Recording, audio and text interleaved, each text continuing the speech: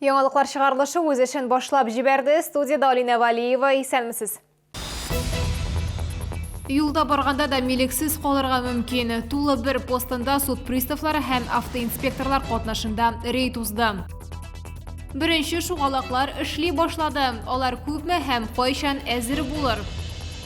Чаллыда 40 яшьтән өлкәнрәк хатын-кызлар күчмә маммография кабинетында түләүсез тикшерү уза алалар. Моның өчен нәрсә кирәк? Татарстанда яшәүче 75 кешедә COVID-19 диагнозы расланды. Чаллыда узган тәүлектә коронавирусның 6 яңа очрагы теркәлде. Соңгы тәүлек эчендәге мәгълүматларны республика оператив штабы хәбәр итте. Шулай итеп, 24 ноябрьгә Татарстан буенча коронавирус белән авыруның барлыгы 9848 очрагы теркәлде. Аларның 8598 терелгән, 71 узган тәүлектә. Юлда барганда да милексиз калырга мөмкин. Суд приставлары автоинспекторлар белән берлектә юлларда даими рейдлар үткәрә. Бу юлы тулы бер посты тәртипе бузучыларның җыелу урынына үрелде. Рейдта безнең шүрү төркеме дә катнашты.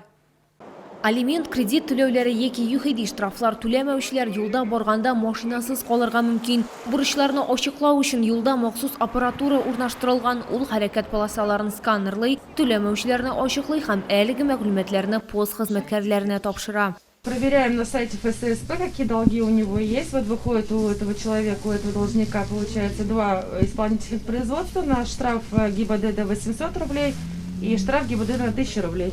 Я о них просто не знал. То есть у меня как бы подключена программа, то что за услуги. Видимо, не пришли, и квитанции тоже не было. На почту тоже не приходили. Так-то я оплачиваю себе. Аппарат программа комплексы юлларда 2013 елда бирле кулланыла. Хукук бузучылар ачыкланганда бурычларның счетларын урында түләү мөмкинлеге бар. Югыйсә машинасыз калып җәяү кайтырга туры киләчәк. Арестовать имущество приставы вправе при долге свыше 3000 рублей.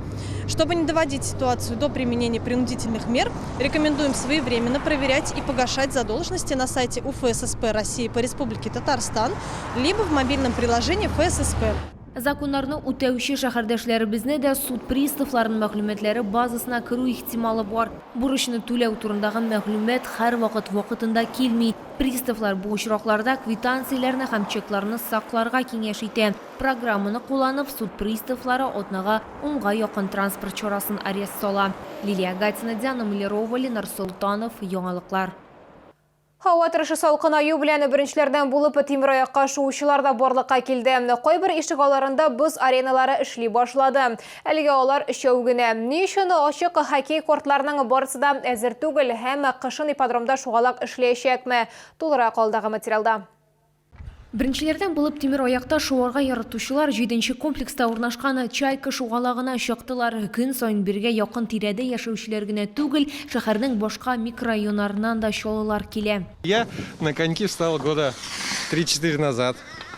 Поэтому здорово на самом деле. Классно, что есть каток. Сегодня будний день, поэтому народу мало. Но если вечером, то вечером тут как бы народу много. Очень популярно. Тут и секции занимаются. То есть классно. Бу шугалак шәһәрдә беренчеләрдән булып салынган, чөнки аның нигезе бетоннан ясалган. Теперь мы только будем заливать раз в день перед тренировкой. Как обычно в Ледовом дворце, так и мы перед тренировкой заливаем, чтобы лед был для хоккеистов нормальный. А команда уже тренируется? Да, команда тренируется уже 3-й день у нас. Сегодня 3-я тренировка.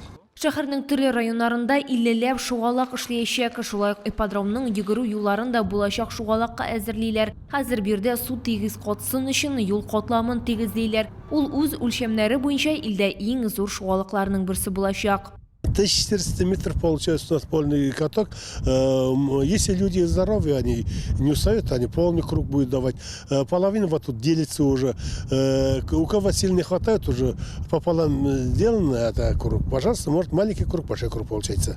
Хәзерге вакытта ипподромда шугалак ясау буенча эшләр дәвам итә. Лилия Гатина, Константин Величко, Ойдар Мусин, Яңалыклар. Россияның 37 Зуры шәһәрендә берничә меңе машина йөртүче арасында сораштыру уздырылып, халык юллар сыйфатын 2 балдан алып 5 балга кадәр бәяле алды. Иң яхшы юллар рейтингында беренче урында уртача 4,18 балл белән төмән тора. Икенче урынны 3,73 балл җыеп Татарстан башкаласы алган.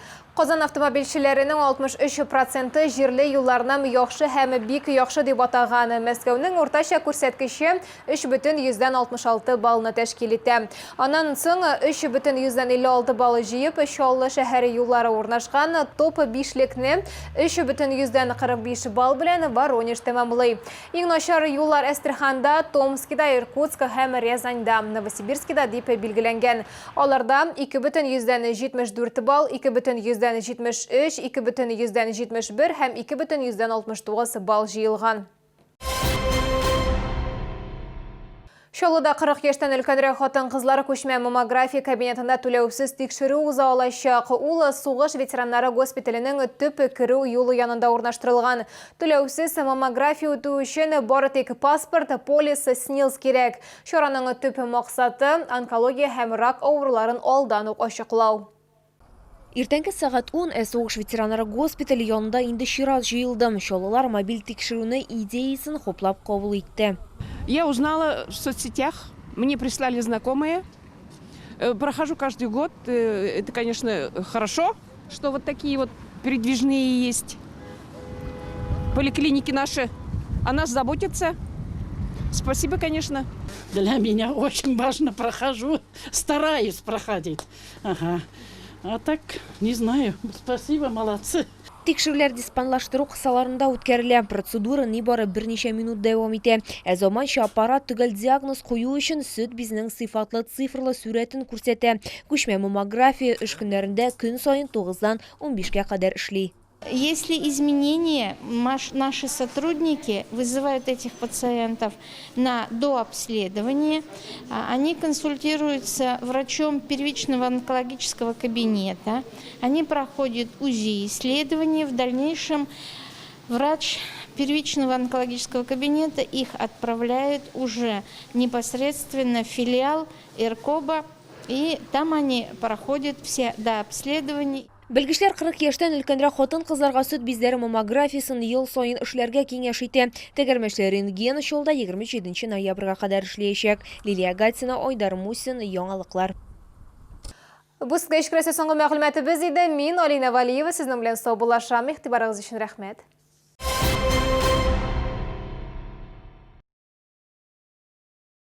Популярные инфракрасные керамические обогреватели в Набережных Челнах. Московский проспект 128/9. Теплоэлектроцентр. Скидки и доставка на сайте esk16.ru.